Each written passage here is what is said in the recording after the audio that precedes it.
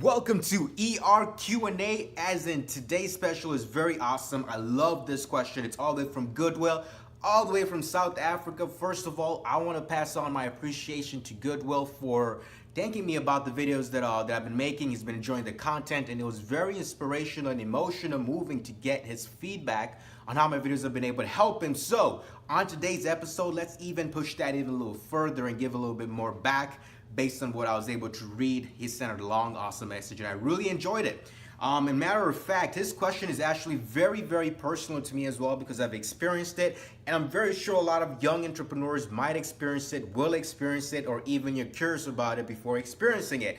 And that's the whole point of this ER Q&A. We're going to talk about how do you build credibility and how do you get trust as an entrepreneur who's young and you're trying to sell your product out. So to be more specific, I have my laptop right here. I ended up getting a small laptop, if you've seen my other big chunky laptop that I have. And basically, to read off from his question, he's basically, wondering how can a developer like him who's young, in South Africa, he's building a system that can be able to help people, but he needs to be able to have that credibility to go into those meetings. So how can he have that credibility going into those meetings?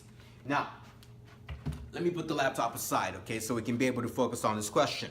So the first thing is, when it comes to credibility, most of the time it's actually basically, let's just break down what credibility is. Credibility is basically based on what you've done in the past that's able to amount together and build compound into what you can be able to present at the moment. The same way a doctor is credible because they have, history of being either getting a medical degree and studying and practicing it, or maybe a teacher has, credibility of being able to teach, a program has credibility, can build software. Basically, you actually are showing a form of action. The key part here is the action part, not your word, okay? Your word is very cheap, as you heard that saying. So that's very good news for a young entrepreneur who's looking for credibility when you have something good. What it basically means is, when you go in those meetings, don't do a lot of talking too much. It's perfectly fine to talk. You need to talk. But what I'm basically trying to say is, stop telling them like, hey, look, I have an awesome software, and this software is gonna change how you do everything in your industry. This thing and blah, blah, blah, whatever. Like, you just need to zip it for a second and be like, hey, let me show you what this can do. The key word of "let me show you what this can do," it triggers a lot of psychological things in the human brain, because at the end of the day, we are visual learners. Like, your brain loves to see things visually more than hearing and different things like that, because at the end of the day, when you see something, you believe it, right? There's something about seeing compared to hearing, right? Think about this, for example, when your friend tells you a crazy story, about something, you're like, nah, I gotta see that. You gotta see it. Most of the time when someone tells you that, I saw something crazy on the internet, I'm like, nah, bro, you gotta send me the link. Okay, show me it. Don't talk about it. It's the same thing when you're building credibility, when you're going to those meetings. If you come in just talking and talking, and then you wonder why they're not listening to you, or why they're not shaking their heads and engaging, it's because you have not shown them something visual. Credibility is built on something people can see and feel and get moved by it. Your words are basically just guiding them towards it. And that's basically what you need to do when you're going to those meetings to build credibility, especially if someone doesn't know who you are or hasn't tried your product, and especially if you're a young entrepreneur. The best thing you can do is visually show them something, and show them, here's the next step right here, show them progress. You see, a lot of people think like, oh man, I didn't close that deal, so you think that it's over. It's not over. It's not over until you say it's over. What it basically means is this, okay? A lot of the times when it comes to clients, okay, so basically, I'll give you a good example, okay? So I run an online business. I've talked about it here a few times here and there, and basically, we have clients who sometimes come in and they add something to their cart, and then they don't check out, okay? They don't check out at that moment, or maybe they email us, they're like, hey, I'm not sure about your product, I don't know if I can use it, I'm not sure if I trust it. At that moment, you're basically in a kind of a gray area, basically where a person is not quite sure if they should get it or not get it. The same thing if you are in a meeting and the person says at the end, you know what? I don't think this software is perfect for us at this moment. You know what you say? Well, that's perfectly fine. I understand where you're coming from. But here, please, let us stay in contact so in the future we can possibly be able to get something to work. The minute you say, let's see if we can make something work in the future, it doesn't close the deal right there. It basically opens the door for something in the future. And then this is how you close them, especially in Africa, okay? This is something I've been able to learn when it comes to the African market. Businesses, okay, businesses, institutions, schools, whatever it might be, they don't like it when they see their competitor doing something better than them. They don't like it when they see their competitor being more technology advanced. Now, since your question here, Goodwill, is about a software, when you go and close a deal with another location and they start using your technology, you know what that means? That means they're gonna be your basically cover story, your child poster, whatever you want to call it. Or they're going to be your poster child, okay? And other businesses, other competitors, other schools, other hospitals, clinics, whatever they might be, they're going to start seeing like, whoa, they're getting good results because of that software. Or people start talking, they're like, hey, that school uses this new management system and it makes everything cool, okay? Or maybe you go to a clinic, they're like, you know that clinic, man, I didn't have to sign papers when I got in there, dude. I just got in and I just clocked in with my phone and I left and I was able to get things faster. People start talking. When they start talking, you know that person who didn't close the deal in the past? You know what they're going to start doing? They're going to start looking in the window being like, what's going on there? Wait a minute. That's that software that one person pitched to me a while back. Hold on, I think I have his contact information. Let me see if I can get him and close the deal. You see, as a young entrepreneur, the one mistake that your person can do is get emotional. Okay, you start getting in the feelings. You start getting like, oh, I didn't close a deal because I'm young. Okay, because I look young. Because I'm not a 30-year-old, I'm not a 40-year-old, I'm not a 60-year-old, because I don't have a PhD, because I don't have a college degree. You start basically making excuses. They're not even about your product, okay? You need to analyze every situation you enter when you're trying to build credibility based on something you actually did at that moment, something that you can control, okay? So the next time you end up not closing a deal, don't get too emotional and start going like, oh, maybe it's because of how I was dressed. Like, you want to dress good, you want to look good. But the last time I checked, a lot of entrepreneurs these days are not tucked in suits and ties. Want to know why? Because people are learning like, whoa, it's not about the suit and tie, it's about actually what they can do.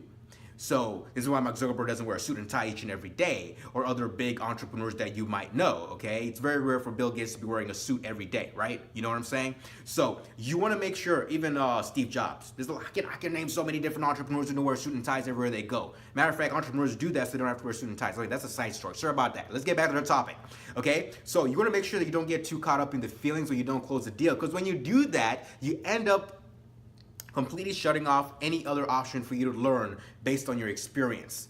And then this is the final third part, okay? This is the final third part. We talked about the part where you need to be more visual. You need to show them something. That's how you build credibility in the beginning.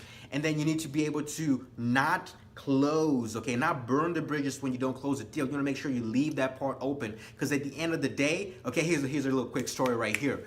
Coca-Cola, I believe the first, I'm not sure, okay? I'm gonna Google this right here and be a little bit more sure.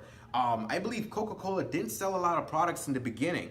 How many Coke bottles? I'm sorry for searching this right here. I just want to be specific, guys, okay? Bottles sold in the first year. Okay, it's right here on the second Google search. I'm literally searching it right here. Only averaged about 9 drinks per day. 9 drinks per day. Now, if you look at me and you tell me that, why would Coca-Cola close down? Because in the first time, they only sold, here it is actually, about 25 bottles. They didn't sell that many, okay? And now, how many sold in a day, okay? In a day. Oopsie. I'm trying to type here with one hand because I really want to be specific about this number here. Here it is. The Coca-Cola Company are consumed at the rate of more than 1.9 billion, oh my goodness, 1.9 billion drinks per day? That's insane, and that's why Coca-Cola is a huge company. So if you're an entrepreneur starting off with like a company in that mindset, you're like, I didn't close a deal, or you didn't close as many deals. Don't give up. Things can change drastically, because if you keep going, you can be able to get there. Now here's the next catch right here. If you're a young entrepreneur and you're looking to get yes to be able to close a deal, here's the biggest thing. You only need one yes to get you the next one. Okay, a lot of people think that when you get a no and a no and a no and a no, it feels bad. I know it can feel bad. It can feel horrible when you don't close a sale, or you don't show that you have that credibility. You show people like this software is very powerful. It can change the world or whatever it might be. If you stop at that, then you cut off your chances of ever getting it anywhere. But if you focus and get one yes, you build credibility with one company, like this company or this client loves our product. Guess what's gonna happen? That person is gonna advocate for you. That person will become a salesperson for you, right? Like for example, for Coca-Cola, I don't drink Coca-Cola. I'm trying to drink a little bit more healthy, but for Coca-Cola, when a person drinks Coca-Cola, you're like, hey, what do you want? I want Coca-Cola. Okay, I do drink Fanta, so I'm not gonna lie. I do drink Fanta. Okay, I love Fanta. But basically, when I see a person drinking Fanta, I'm like, I wanna try that. The more you see other people doing something, you start jumping on the trend. Okay, like Dasani water. When more people start drinking Dasani water, it marketed itself. So for your product, when you close that first deal, that first yes, it's gonna open doors to the next yes.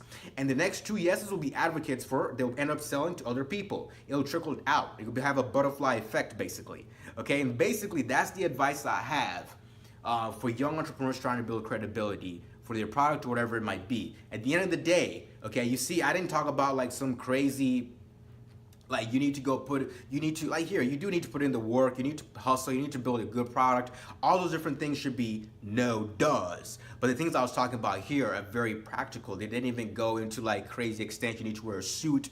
You need to be like walking and talking a certain way. You need to make sure your hair is in a certain way. All those different things that people think actually are the biggest determiners are really not. At the end of the day, the biggest determiner is, okay, you have a product, show me. Don't talk about it. Okay, the deal didn't close. That's all right. We can close it later. And then finally, you only need one yes in the beginning. Okay, so if you have 50 no's and you had one yes, that is major progress. The next yes is going to happen even faster. It's going to get to a point where you can't even handle all those yeses. You're going to start telling people, hey, look, we got a limited edition until we get it. Products are going to be ready to deploy at a larger scale. So you want to get to that point, but it's going to take a lot of no's before you get your first yes. Okay, so thank you very much for watching. And once again, Goodwill, thank you very much for asking the question. I believe you're the first person from South Africa asking a question on ERQ&A. And also, thank you very much for watching, and we'll see you on another episode. And once again, if you ever have extra questions, inbox me on Facebook. I reply faster there, or comment on the YouTube comment section or wherever it might be, and we'll stay in touch. Also, you can DM me on Instagram. I don't use Instagram as much, but I've started using it more, so I'll start posting a little bit more content there as well. Thank you for watching, and peace to the out.